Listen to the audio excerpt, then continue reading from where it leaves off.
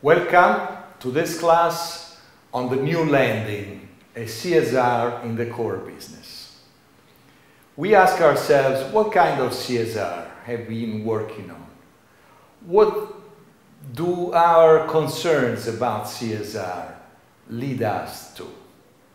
We have been seeing the framework, the values we want CSR to be observing.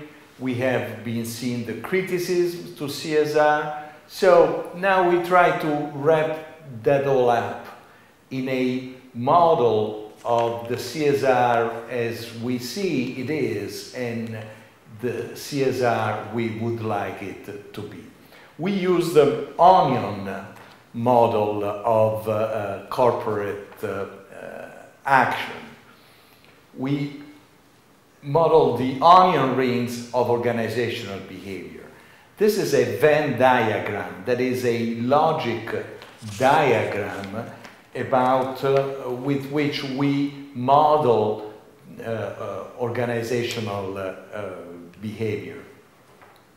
Every point within the circle of good management represents the set of management action points. That is sustainable business, making money, collaborative attitude, work effort, most of all. Put forth an important work effort.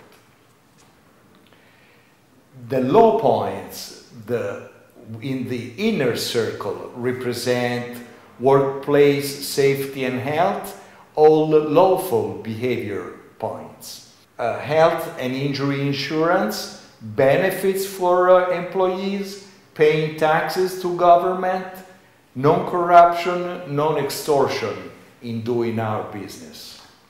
So this is our model of CSR, our ideal model, and we see CSR as an outside circle, that is something that we do on top of things that are ordinary in the business. We do even more actions that are outside. But we see that this model of CSR as an add-on, we do not like it very much. We want, therefore, action points, CSR as an add-on, we look at it as philanthropy, which is nothing wrong, which is nothing, but it is also nothing new.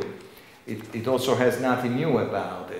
And so we want to do something different from that. Maybe CSR as it is, outside, on top of good management, we can think of it as a non-profit division of the corporation, and or at most a new business development or an R&D department. We can certainly grasp new things that the corporation could do if we think the way CSR is as an add-on. Certainly there are new things, as we have seen in the shared value of class 3, the Porter and Kramer model.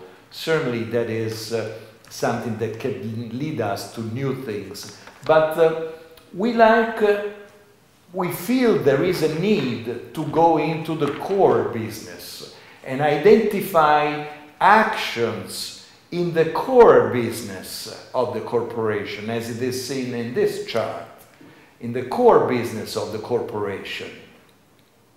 And we see CSR as an ability to distinguish and dissect what is the special way we are doing one thing, because there is more than one way to observe the law. There's more than one way to do managerial actions. So we see CSR as a specific way of choosing one instead of another course of action. In fact, what we get depends on how we go about getting it.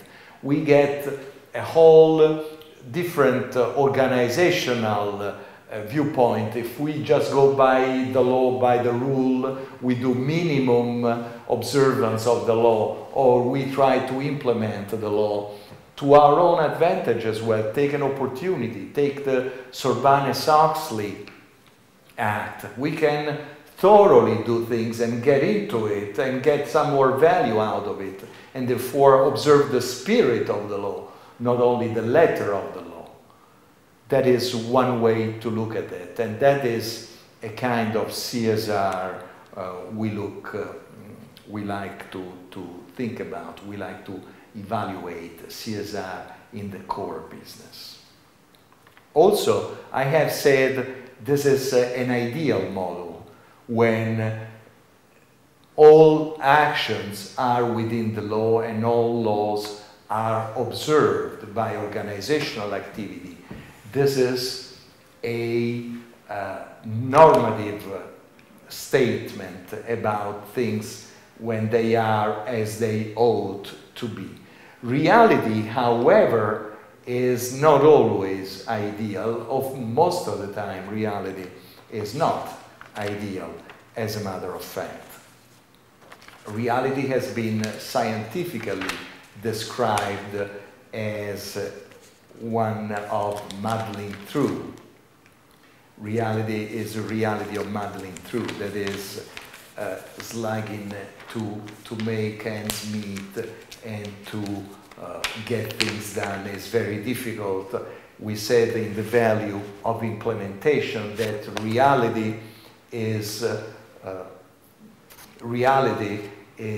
deaf and dumb to our intentions. So we express that in this model with a divorce of management from the law only being partially wedded in one small area of corporate action.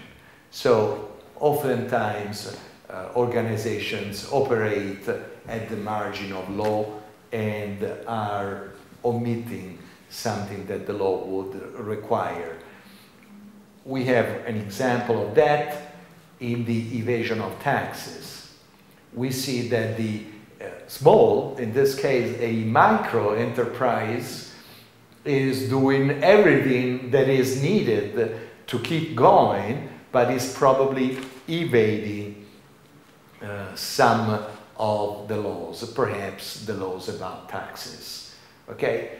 Interestingly enough, though, there is a second side to muddling through. There is a dual side of muddling through, which is represented in this slide here, which is number 50, and that is there are many cases in society where working people are observing all the laws, but they're not observing the basic contribution that society requires from them.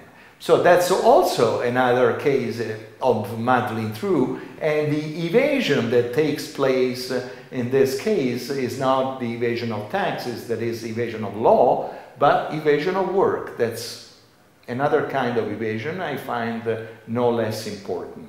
So we can summarize the muddling through overview with this chart a la BCG, when we see that you can have either high observance of management requirement or high observance of law requirement. The ideal world is high observance of both requirements, and then we have the other positions, the other three options of this four-fold diamond. High observance of law and low observance of management is evasion of work. Low observance of law and low observance of management is about just simple crime. And high observance of management and low observance of law is evasion of taxes. So the positive view of reality, this is a positive view, meaning we observe reality as it is, not as it ought to be. Positive in a philosophical sense, not in a evaluative sense, delivers us a view of muddling through. And we see that in this view, what is important is not responsibility, but the potential of irresponsibility. So disclosure at this point is disclosure of risks of impossibility. And we see CSR that has something to do with risk management. So we have to expose the risks of our activity and be open about those. So we have, in this class, we have seen a new approach to CSR.